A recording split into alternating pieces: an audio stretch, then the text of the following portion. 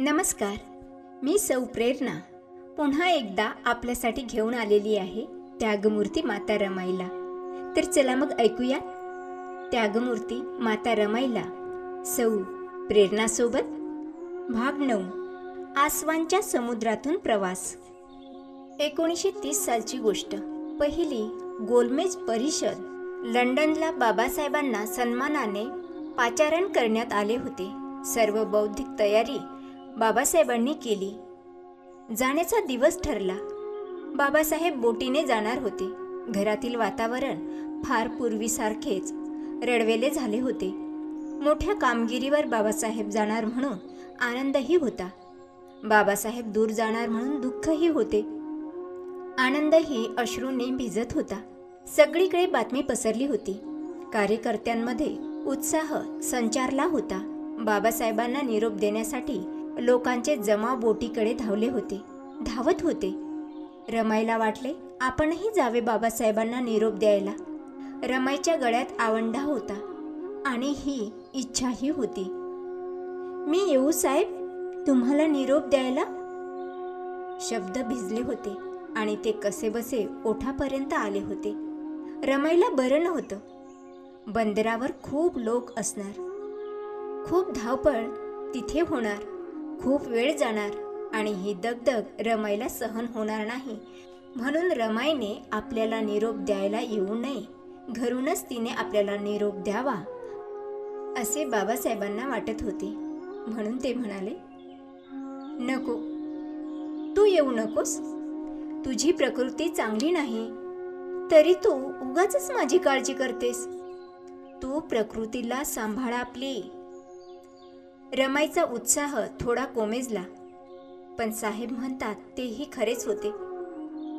आपली इच्छा सुद्धा खरीच होती. साहेब नाही म्हणतात तेव्हा शांत बसावं असा विचार करून त्या शांत बसल्या. पण मन काही शांत बसेना. मन तर बाबासाहेबांना निरोप द्यायला बोटीवर जाऊन धडकले पण होते.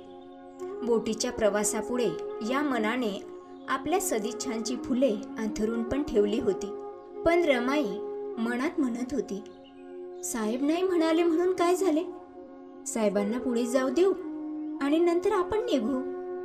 आपल्या वेड्या मायेचे मोल ते जाणत नाहीत असे थोडेच आहे. आणि रमाई गेली. बंदरावर लोकांनी तिथे मोठी गर्दी केली होती. उत्साहाला मोठी भरती आली होती लोकांच्या. बाबासाहेबांवरील प्रेम लोकांच्या मनात मावत नव्हते. बाबासाहेबांसंबंधीचा आदर या समूहाच्या आभाळातून सांडत होता. बाबासाहेबांचा जय जयकार होत होता. या जय जयकाराने सारे आसमंत दुमदुमून गेले होते. बाबासाहेबांचा विजय असो, बाबासाहेबांचा विजय असो. बाबासाहेब कौन है?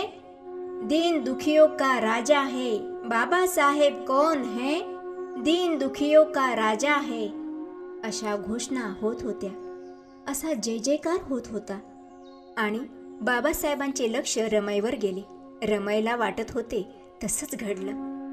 बाबासाहेबांनी या मायेचे मोल जाणले. या मायेची महत्ता त्यांना कळली. रमाई पाहत होती. बाबासाहेबांना आनंद झाला होता. या आनंदाने बाबासाहेबांचा चेहरा फुलला होता.